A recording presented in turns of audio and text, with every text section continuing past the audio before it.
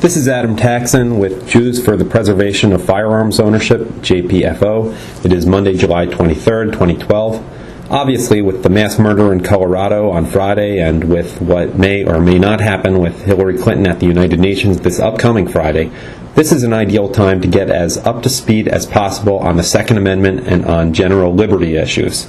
Therefore, I'm going to be, over the next few days, posting a lot of great Second Amendment education type pieces from our archives on our Jews for the Preservation of Firearms Ownership site.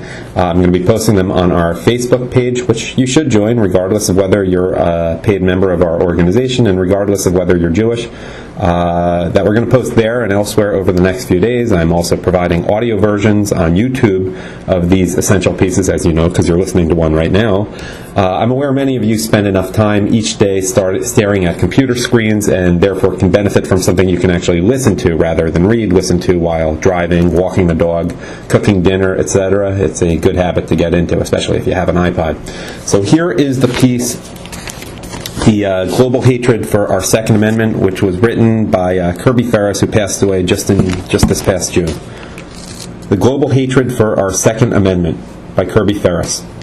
Nothing raises the hackles of dictators, tyrants, and oligarchs more than the idea of a substantially armed citizenry. Disarming present or potential opposition has been the fundamental game plan of murderous rulers since ancient Egypt and Rome. From the more complex mass murderers like Adolf Hitler and Mao to tin pot lunatics like Idi Amin, the key to seizing power and then maintaining it has always been a disarmed opposition. It is sadly ironic that the founders of this nation had a better grasp of the concept "never again" than most modern-day Jews, along with their non-Jewish liberal ilk. The Declaration of Independence, the Constitution, and our Bill of Rights were all fueled by the then-living memory of a relative punk in the annals of world tyranny, King George III.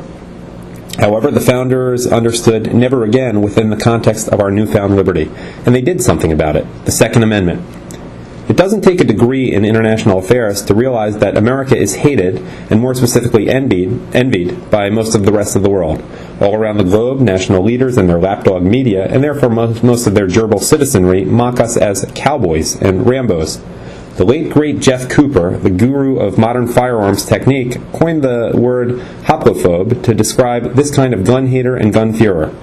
Well, we know what motivates the hoplophobe. He simply envies the man who can cope where he is, the hoplophobe, cannot. A skilled, armed man lives on a plane of security and contentment different from that of others. This is not egalitarian. The man who cannot cut it envies, fears, and sometimes hates the man who can. This is all very clear. It is just a pity that so many people choose to hide their perfidious motivation behind what they claim to be crime control. George Bush, no real friend of gun rights when push came to shove, said it right. They hate our freedom. He was referring to Islamic fanatics, but the fact is that most of the world's elite, including the Western world, truly do hate us for our freedom to keep and bear arms. It is a hatred inflamed by envy, and there is perhaps no worse kind. The armed American citizenry sticks in the craw of the globalist oligarchs who would, in an instant, bring their New World Order to bear upon our most treasured liberties.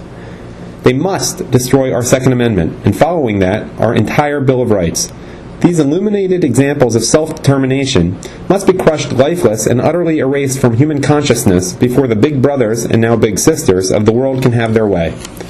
Enter the United Nations, a body of such laughable impotency, corruption, and venal stupidity that we've been lulled asleep at our guard posts. And along with those buffoons comes one of the most sinister words in the modern-day English language: treaty. Long ago, George Washington warned us of the pitfalls. The great rule of conduct for us in regard to foreign nations is in extending our commercial relations, to have with them as little political connection as possible. So far as we have already formed engagements, let them be fulfilled with perfect good faith. Here, let us stop. And now, something so bizarre, so completely un-American, and so deeply sinister is slithering towards our shores in the form of what? An insidious and duplicitous gun control treaty. Oh, we won't let that happen, say our spineless politicians. Yeah, right. Just like they didn't let the invasion of America by 20 million illegal aliens happen. The end.